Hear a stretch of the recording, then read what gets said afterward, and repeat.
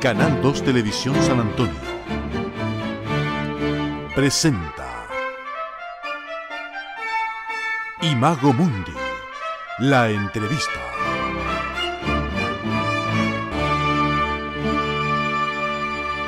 Estimados amigos auditores de Chilena FM, en el programa Las Crónicas del Domingo, y de Canal 2, el programa Imago Mundi, bienvenido una semana más a nuestro ciclo de conversaciones con científicos y científicas de la Facultad de Ciencias de la Universidad de Chile.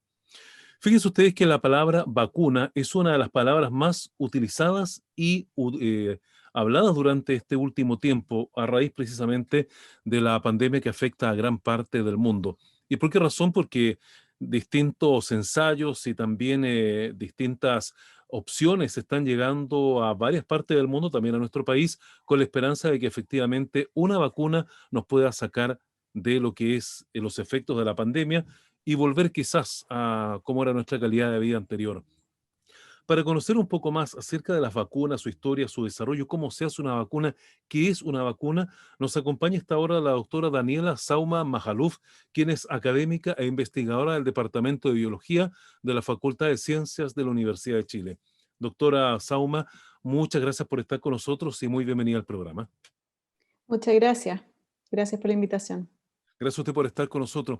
Bueno, doctora, vamos a partir con lo más básico y es efectivamente que nos comente usted qué es exactamente una vacuna. Las vacunas entonces son elementos que nos permiten desarrollar inmunidad contra algún patógeno. Existen distintos tipos de vacunas y finalmente lo que hacen es permitir que el sistema inmune desarrolle inmunidad, desarrolle una memoria contra el patógeno, de manera que una vez que nosotros nos volvemos a infectar o nos infectamos con el patógeno, nosotros somos capaces de responder, nuestro sistema inmune, de responder de una manera mucho más eficiente contra el patógeno y por tanto no nos enfermemos. Y en este aspecto, doctora, para desarrollar una vacuna, ¿se requiere algún tipo de protocolo en especial en tiempos y dependiendo de la enfermedad que se quiera tratar? Bueno, las vacunas requieren pasar por estos ensayos clínicos eh, que son estándares y que, frente a los cuales nadie puede pasar encima de ellos, siempre tienen que desarrollarse. Son estas tres fases que nosotros conocemos, de la fase 1, fase 2 y fase 3, y que se desarrollan posterior a todos los experimentos que se hacen en la fase preclínica y que involucran modelos animales, por ejemplo. Entonces, existe esta fase preclínica donde se desarrollan las vacunas y que cada vez se ha ido cortando más porque hemos tenido cada vez estrategias mejores y más rápidas para desarrollar las vacunas. Y luego, posterior a eso, tenemos que probar la seguridad y la efectividad de las vacunas. Entonces, inicialmente en la fase 1 se prueban la seguridad de las vacunas en pocos individuos, 10 individuos, y solo se evalúa si es que genera algún efecto adverso en esa persona a la cual ha sido inmunizado. Posteriormente, en la segunda fase, se evalúa nuevamente la seguridad en una cohorte un poquitito mayor, y en la tercera fase y también se evalúa, por supuesto, la efectividad de la vacuna, y en la tercera fase se evalúa la seguridad y la efectividad de la vacuna en una cohorte un poco mayor aún, alrededor de 1000 personas, para poder posteriormente que esta vacuna pueda ser comercializada. Y son etapas que, como mencionaba, no pueden adelantarse, no pueden hacerse un fast track de estas etapas. Tienen que seguir con la rigurosidad de siempre porque es muy importante determinar que las vacunas son seguras para la población. Doctora, cuando comienza en la historia la investigación de las vacunas, ¿cómo se logra determinar que efectivamente utilizando una parte de la enfermedad que se quería curar podía servir para desarrollar una vacuna? Bueno, las vacunas han estado con nosotros por mucho tiempo, desde incluso antes del 1800, cuando fue acuñado el término de vacunación por los experimentos que realizó Edward Jenner. Entonces, en esa época ya se sabía, y de mucho antes, ya se sabía que si es que un individuo era de alguna manera expuesto a partes del patógeno o al patógeno inactivado, era capaz, o a un patógeno un poquitito más tenue que el patógeno de de la enfermedad original, somos capaces de generar algún tipo de respuesta que nos hace, entre comillas, inmunes contra el patógeno. Y eso debido a que nosotros desarrollamos memoria contra el patógeno, el sistema inmune desarrolla memoria. Y entonces, con el tiempo, y a medida que había un interés en desarrollar vacunas que fueran seguras también, es que se ha ido transformando, se ha ido cambiando un poco el esquema, y cada vez se están utilizando partes del patógeno en vez del patógeno completo para desarrollar las vacunas. Por una parte, eso las hace, entre comillas, más seguras para la población que no puede, por ningún motivo, que no tiene un sistema inmune muy apto y que al inyectarle un patógeno que está atenuado pudiese desarrollar una enfermedad. Pero por otro lado, también eso hace que solo nosotros le estemos mostrando a nuestro sistema inmune partes del patógeno y no el patógeno completo. Si el patógeno completo tiene miles y miles de proteínas contra las cuales podemos desarrollar anticuerpos o elementos contra los cuales podemos desarrollar anticuerpos, si nosotros tomamos solo un pedacito del patógeno, vamos a desarrollar una respuesta inmune contra ese pedacito del patógeno. Entonces, si es que el patógeno llega a cambiar con el tiempo, llega a mutar con el tiempo, ya no vamos a generar una inmunidad efectiva contra el patógeno, si es que cambia mucho esa proteína. Entonces, por un lado está el balance entre la seguridad y por otro lado la efectividad de las vacunas. Entonces, las primeras vacunas, que eran las más a grueso modo, eh, más sencillas en cierto sentido, que era tomar el patógeno, inactivarlo químicamente e inocularlo en una persona, desarrollaban una inmunidad muy potente por lo general en los individuos. Y a medida que hemos ido avanzando en el tiempo, la efectividad de las vacunas puede ser que haya ido cambiando porque ahora necesitamos varias inmunizaciones, porque solo estamos por ejemplo, inmunizando contra una proteína del patógeno y no contra el patógeno completo. Entonces, se podría decir que hemos ido haciendo una transición de la efectividad por la seguridad también. Bueno, recordábamos hace poco y hoy día se ha hablado mucho de la capacidad que tuvo Chile antiguamente de desarrollar sus propias vacunas, a lo que hoy día también se quería un poco quizás recuperar. De hecho, hace algunos días en el diario La Tercera se publicaba un reportaje en que la época de José Miguel Carrera había intentado incluso probar unas vacunas. Efectivamente existió esa capacidad de Chile de desarrollar vacunas y si es posible recuperarla. A ver, yo la verdad no tengo elementos como para saber si eso ha sido efectivo, pero lo que sí puedo decir es que cualquier laboratorio, incluso de los más sencillos, podría desarrollar una vacuna contra un patógeno. No es algo tan difícil de desarrollar. Uno puede utilizar distintas estrategias como ya hemos visto, se puede inmunizar con proteínas, se puede inmunizar con RNA, y tan solo con conocer, hoy en día, con conocer la secuencia, conocer el material genético del virus, ya uno podría pensar en desarrollar una vacuna. Y no son muchos los elementos que uno necesita finalmente. Si tuviésemos una potente... una potente inyección de recursos, quizás podríamos nuevamente volver a hacer a tener en Chile laboratorios que puedan desarrollar vacunas. Bueno, pero efectivamente hay laboratorios que están desarrollando vacunas también en Chile actualmente. Sí. Bueno, en este sentido es importante señalar ahora qué tan complejo se ha convertido hoy día en desarrollar vacunas. Usted me hablaba antiguamente de las primeras que eran bastante simples, pero hoy día, ¿por qué es más complejo desarrollar una vacuna? Yo creo que por el mismo hecho de que ahora estamos tratando de hacerlas más seguras para la población. Entonces, si bien antes era cosa de tomar el patógeno, inactivarlo e inyectarlo, hoy en día, y de hecho los primeros ensayos se hicieron en niños para evaluar la efectividad de las vacunas. Por ahí hay unas imágenes de Luis Pasteur inoculando a un niño contra la rabia, o del mismo Edward Jenner también inoculando niños. Hoy en día los estándares de seguridad han hecho que eh, el desarrollo de vacunas sea mucho más minucioso y seguido en todos estos procesos que son importantes. Entonces yo creo que tiene que ver con eso, con el hecho de que ahora las vacunas están muy bien testeadas por la seguridad. Entonces, cuando hay muchas personas que hoy en día dicen que no les da la seguridad vacunarse, yo les diría todo lo contrario. Hoy día es el mejor momento como para vacunarnos. Antes vacunaban a los niños para probar la efectividad de las vacunas.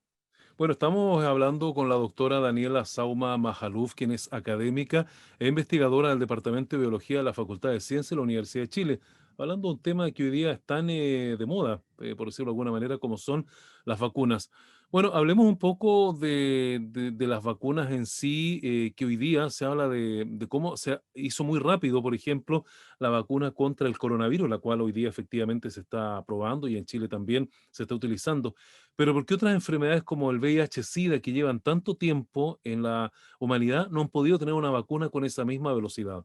Bueno, se han ido desarrollando todas estas plataformas de manera de generar vacunas de manera rápida. Ya desde hace un tiempo que se está visualizando el problema de las posibles pandemias, ¿no es cierto?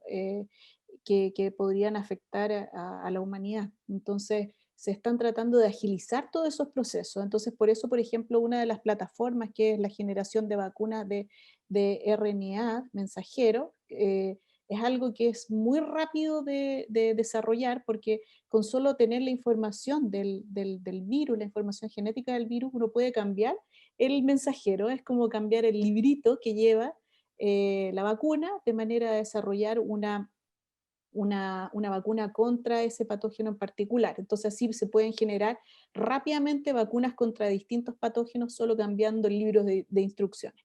Em, pero con respecto al VIH existe un problema que es muy importante, que es que el virus del VIH lo que hace es infectar a las células del sistema inmune.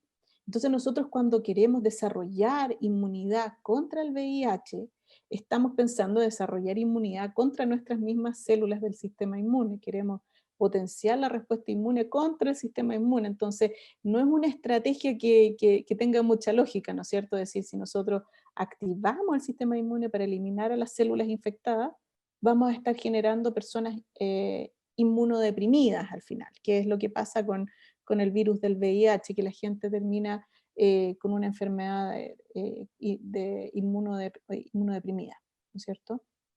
Inmunodeficiente.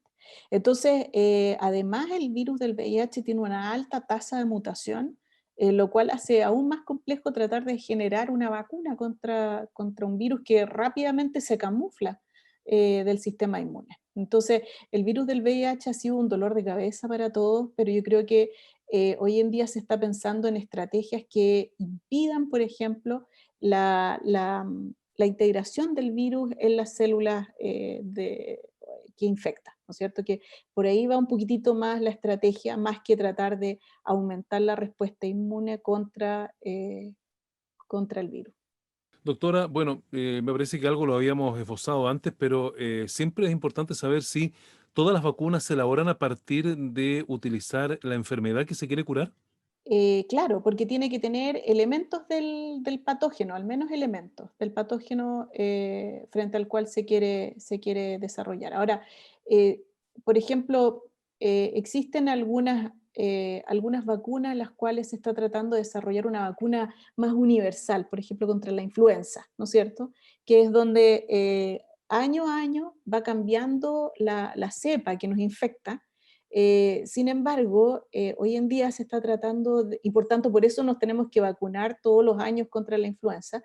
Sin embargo, hoy en día se está tratando de desarrollar alguna vacuna que sea un poquitito más global, que abarque a esta gran familia de la influenza, de manera de poder desarrollar una vacuna que nos sirva más a largo plazo y no tengamos que estar vacunándonos cada año contra una cepa totalmente distinta. Bueno, efectivamente usted señala la vacuna H1N1, ¿no es cierto? Por ejemplo, es una de Ujú. las que la gente se vacuna habitualmente y nos gustaría un poco saber ese tipo de vacuna va cambiando todos los años, como usted nos explicaba, y por qué las cepas, como dicen, van surgiendo nuevas características de estos elementos. Porque hay algunos virus que tienen esta característica de ir mutando rápidamente, ir generando distintas cepas, y que es un poco lo que estamos viendo también con el coronavirus, donde ya están apareciendo nuevas variantes del coronavirus en distintos lugares y ya esto ha despertado la alerta de la comunidad científica porque quiere decir que quizás este virus está cambiando y que quizás las vacunas que se están desarrollando actualmente puede ser que no fuesen efectivas, sean efectivas contra estas nuevas cepas. Yo creo que no es el caso, porque mientras que no cambie tanto las proteínas contra las cuales nosotros estamos tratando de generar inmunidad, deberíamos poder tener controlado también estas nuevas cepas. Pero allí los patógenos hacen de las suyas, ¿no es cierto? Es decir, ellos están tratando de evadir el control del sistema inmune y para eso, claro, lo que rápidamente hacen es ir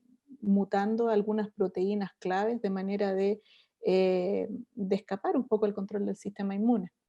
Entonces, algo natural que hacen los virus, Usted algunos delante me virus. habló de las vacunas RNA. ¿Nos puede definir para nuestro público qué es exactamente? Bueno, una vacuna RNA es un pedacito de la información genética del virus que codifica contra una proteína en particular, por ejemplo, que codifica contra la proteína Spike. Entonces es como un libro de instrucciones que no es el ADN, sino que es como el mensajero, que va desde el material genético al mensajero y de ahí va hacia la proteína, a codificar la proteína. Entonces es como un manual de instrucciones que se encapsula en algún tipo de molécula, de algún tipo de molécula y que por lo tanto se inyecta en el paciente y eso genera que este libro de instrucciones ingrese a las células y las células puedan generar la proteína que nosotros les estamos diciendo que generen. Entonces, estas células lo que van a hacer es la proteína Spike y esa proteína Spike rápidamente va a generar la alerta del sistema inmune. Entonces, el sistema inmune va a ir rápidamente a contener, a eliminar aquellas células que tienen esta proteína Spike y a generar una respuesta inmune contra esta proteína. Bueno, vamos a entrar de lleno ahora al coronavirus exactamente y me gustaría usted como científica que nos contase a qué nos enfrentamos en verdad con el tema del coronavirus, por qué es tan complejo su tratamiento y por qué nos han obligado incluso a cambiar nuestra forma de vida. Prácticamente dio vuelta al mundo el coronavirus. Claro, bueno, no soy epidemióloga y tampoco viróloga, pero lo que sí puedo decir es que nos han puesto en jaque este coronavirus debido a que eh, ha aparecido como un virus que es contagioso, que es muy contagioso, que si bien inicialmente no genera una alta tasa de mortalidad, como ya sabemos, sí lo que genera es debido a que es altamente infectivo, puede generar un colapso del sistema de salud, que eso finalmente es lo que nos pone en jaque a todos nosotros, ¿cierto? Entonces, si mucha gente se infecta al mismo tiempo, que es lo que pasa en estas olas de infección, em, ponemos en jaque el sistema de salud y eso es finalmente lo que nos mantiene en jaque a nosotros. Entonces, tenemos la suerte de que no es un virus además muy letal, pero yo creo que tenemos que prepararnos para luego de esta pandemia eh, tratar de pensar en un futuro de cómo se pueden desarrollar vacunas de manera rápida y vacunas que sean muy efectivas contra posibles patógenos que sean mucho más mortales que el que estamos viendo actualmente. De todas maneras, ¿qué le parece a usted la velocidad con que se ha desarrollado la vacuna contra el coronavirus? Hay varios laboratorios que entraron en esta carrera de quién llegaba primero con la vacuna. Y yo no sé si a usted le parece que está dentro de los plazos normales, está desarrollándose en menos tiempo. ¿Qué nos puede contar usted al respecto? Yo creo que evidentemente se está desarrollando a plazos así que han sido totalmente récord. Las vacunas que nosotros del Plan Nacional de Vacunación son vacunas que han sido probadas por muchos años. Estas vacunas que hemos desarrollado en el plazo de un año es un tiempo récord, pero aún así yo lo que he visto es que se han ido desarrollando todas las fases acorde a lo que uno esperaría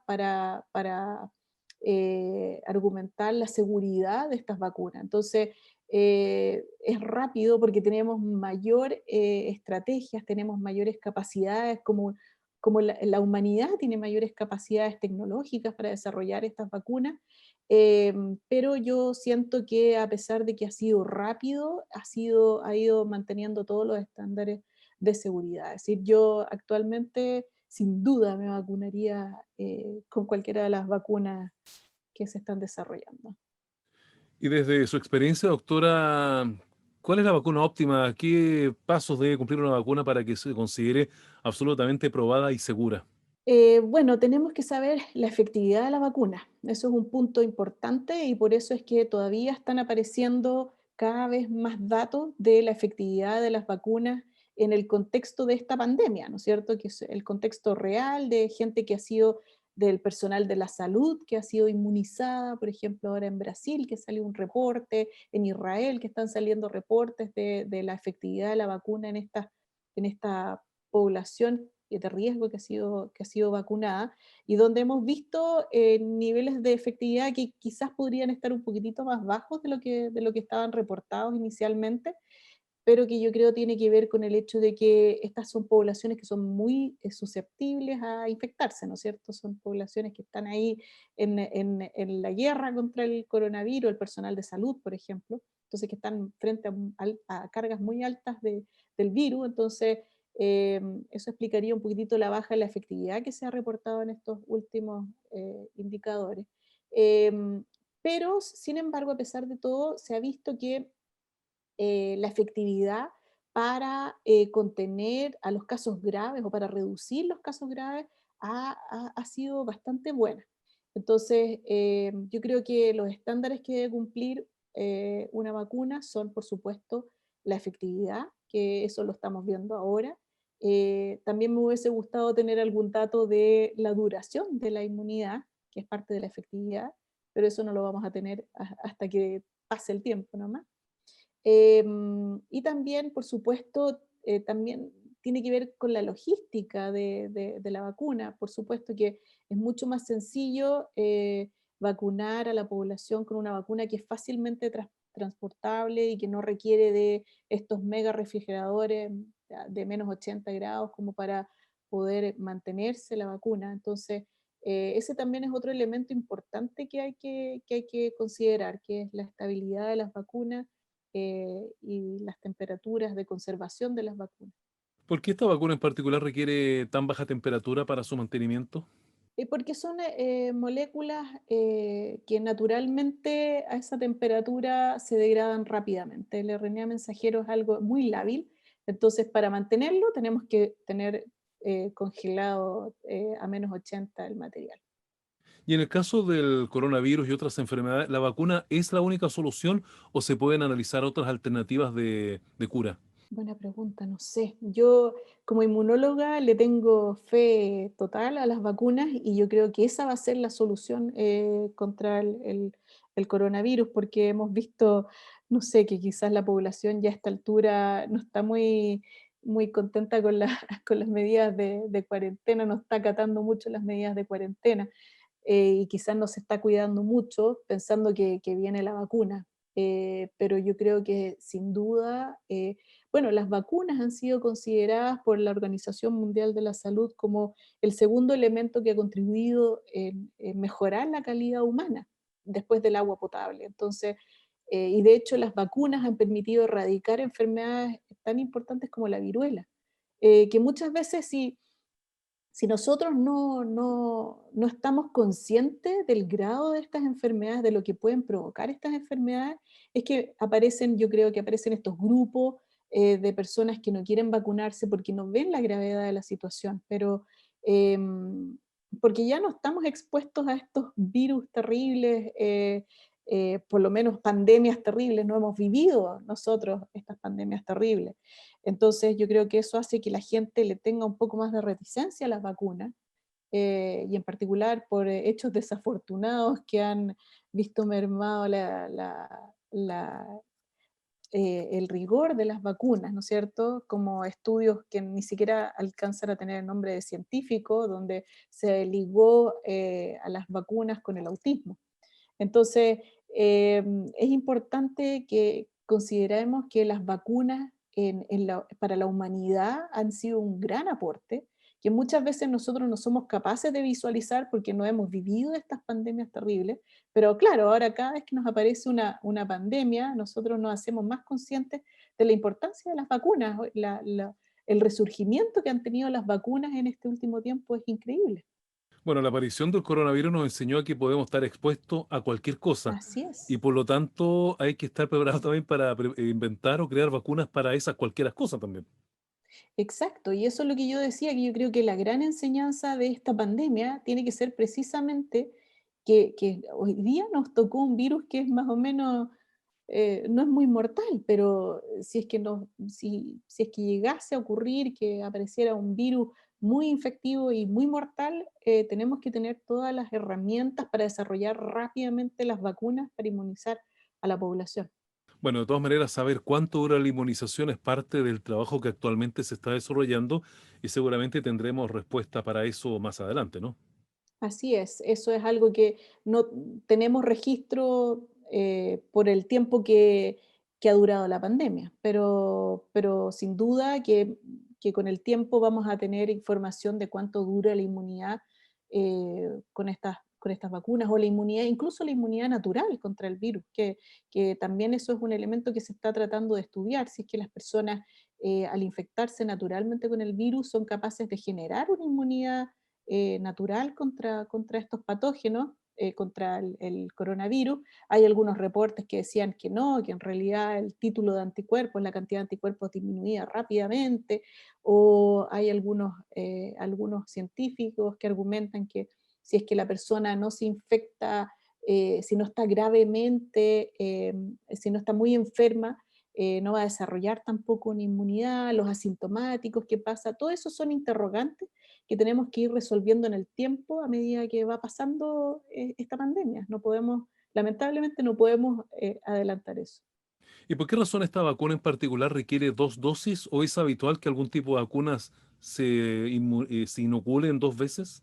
Por lo mismo que yo estaba comentando anteriormente, que se ha beneficiado la seguridad de las vacunas y es por eso que muchas veces algunas vacunas no son el patógeno completo, son algunas proteínas en particular, entonces necesitamos hacer reforzamiento, reforzar la inmunidad para generar una respuesta más eficiente. Bueno, hablando un poco del futuro y ya casi en la parte final de nuestro programa, doctora, nos gustaría un poco saber cómo ve usted y cómo viene el desarrollo de nuevas vacunas en el futuro, qué tecnología se espera utilizar considerando los avances que han habido en la medicina. Yo creo que los resultados, yo confío en que esto será una gran enseñanza para los científicos, porque sin duda ha movido a toda la comunidad científica a nivel global para tratar de entender cuáles son las mejores estrategias de vacunación. Y estamos teniendo grandes enseñanzas a partir de esto que estamos viviendo actualmente. Entonces, yo siento que todavía estamos aprendiendo a conocer el coronavirus, estamos aprendiendo a responder frente a una pandemia a nivel global, la comunidad científica, y yo creo que el tiempo dirá cuáles son las mejores vacunas que van a terminar teniendo mayor efectividad frente a este tipo de patógenos y con las cuales nosotros podríamos tratar de desarrollar estas plataformas para hacerlas de manera mucho más rápida. Si bien hay algunas vacunas que se habla de que están siendo utilizadas ahora recientemente, que son tecnologías que no conocemos, eso no es tan así. Es decir, la comunidad científica ha hecho investigación con vacunas de ADN, vacunas de RNA. Hay estudios que certifican que este tipo de estrategia podría ser eficiente. Entonces, yo creo que finalmente tenemos que ir entendiendo cómo es que estas vacunas nos protegen y en base a eso tratar de desarrollar alguna plataforma futuro que nos permita desarrollarlas de manera más rápida. La vacuna, o las vacunas que sean más efectivas, yo creo que van a ser finalmente van a ser todas efectivas dentro de un rango eh, aceptable. Doctora, dentro de lo que es la investigación que hacen ahí el Departamento de Biología de la Facultad de Ciencias de la Universidad de Chile, ¿en qué están ustedes? ¿Cómo desarrollan su trabajo en este sentido? ¿Nos puede contar un poco?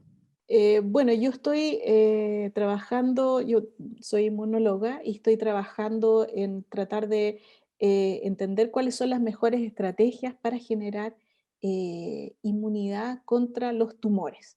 ¿Ok? Entonces, yo no estoy trabajando con patógenos actualmente y en la facultad, en nuestro laboratorio tampoco.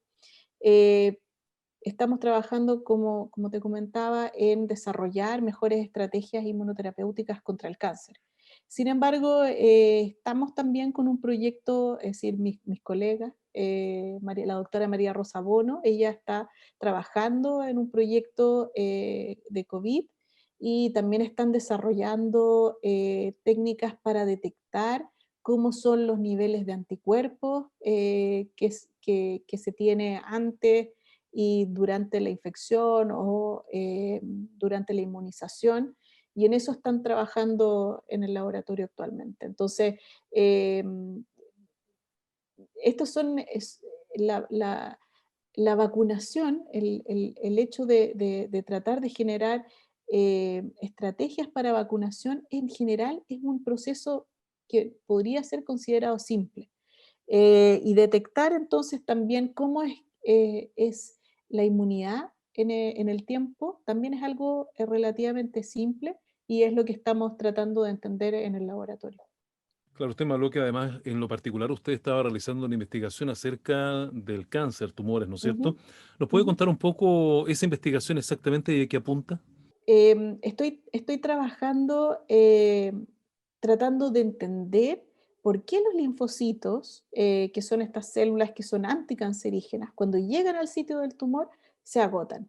Entonces, estoy tratando de alguna manera de entender cuál es el papel de ciertas proteínas en particular que pudiesen estar afectando el rendimiento de los linfocitos. Entonces, de alguna manera estoy tratando de entender eh, si puedo controlar cómo es el rendimiento de los linfocitos cuando llegan al sitio del tumor. Lamentablemente, los linfocitos llegan con todas las ganas de eliminar a las células tumorales, sin embargo, se encuentran en un ambiente muy hostil, un ambiente que hace que la efectividad de estos linfocitos disminuya a medida que ingresa el tumor. Entonces, actualmente las estrategias inmunoterapéuticas que ojalá se logren desarrollar prontamente contra el cáncer en Chile y poner a punto acá en Chile, em, podrían dar resultados efectivos contra el cáncer. Y yo le tengo mucha más fe incluso que las estrategias de quimioterapia, Ya. pero tenemos que lograr entender qué es lo que pasa con los linfocitos cuando llegan al microambiente tumoral y se hacen menos efectivos. Claro, finalmente para nuestro público, definición del linfocito. Linfocito, una célula que combate a los tumores. El linfocito T podría ser una célula que combate los tumores. Hay distintos tipos de sabores de linfocitos. Y hay unos que producen, que se diferencian y producen anticuerpos, hay otros que ayudan y hay otros que combaten a las células que están infectadas, que también combaten a los virus y que combaten a las células cancerosas. Y esos son los que estoy estudiando. Bien, doctora Sauma, yo le quiero agradecer mucho que haya participado con nosotros en nuestro programa. Estoy seguro que esto ha sido también de mucha información a quienes nos ven y nos escuchan a esta hora. Así que muchas gracias por estar con nosotros, ¿eh? Muchas gracias a ustedes por la invitación. Gracias. Bien, pues hemos conversado con la doctora Daniela Sauma Majaluf, quien es académica investigadora del Departamento de Biología de la Facultad de Ciencias de la Universidad de Chile, en esta edición de Imago Mundi en Canal 2 y también en el programa Las Crónicas del Domingo en Chilena FM. Muchas gracias. Canal 2 Televisión San Antonio presentó